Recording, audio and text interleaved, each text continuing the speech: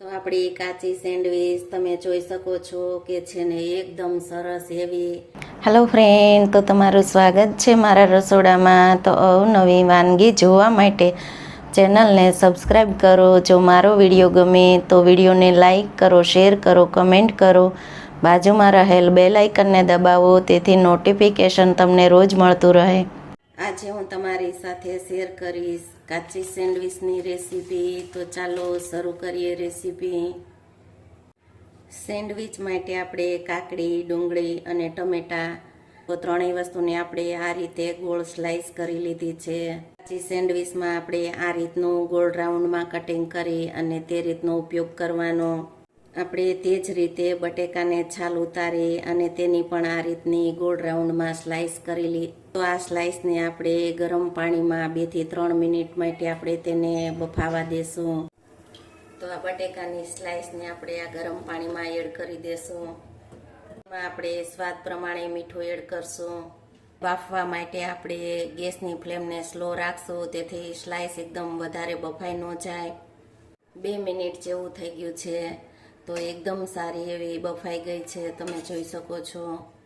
એને આપણે આ રીતે કાચી પાકી બફાઈ જાય એટલે તરત પાણીમાંથી કાઢી લેવાની.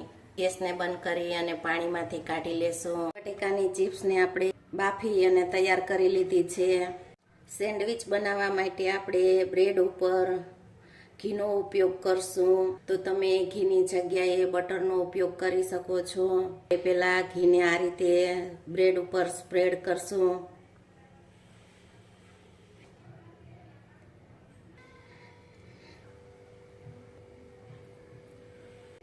આદુ મરચું ધાણાની ગ્રીન ચટણીને બ્રેડ ઉપર સ્પ્રેડ કરી દીધી છે. તો તમે જુઓ છો. તો આ બીજી બ્રેડ ઉપર આપણે સ્પાઇસી વાળો ટામેટા કેચઅપ સ્પ્રેડ કરશું. ચટણી અને ટોમેટો કેચઅપ તો તમે તમારા ટેસ્ટ પ્રમાણે લઈ શકો.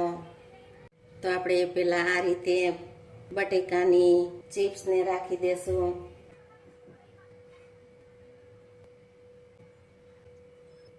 તો આપણે પેલા આ રીતે બટેકાની ચિપ્સ રાખી દેવાની.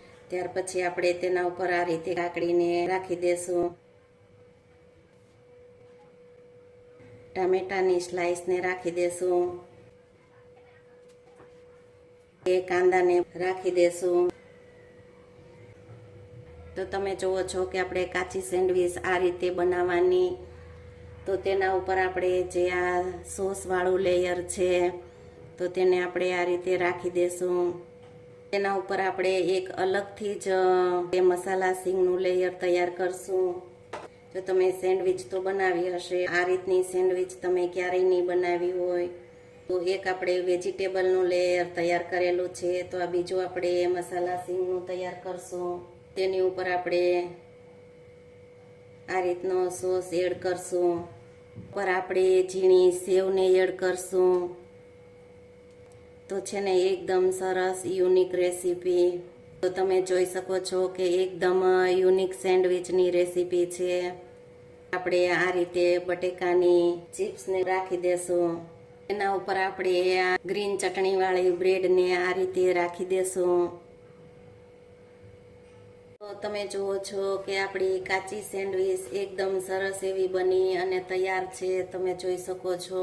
તો છે ને એકદમ સરસ બજારમાં મળે તેવી જ સેન્ડવીચને આપણે સર્વ કરી લેશું.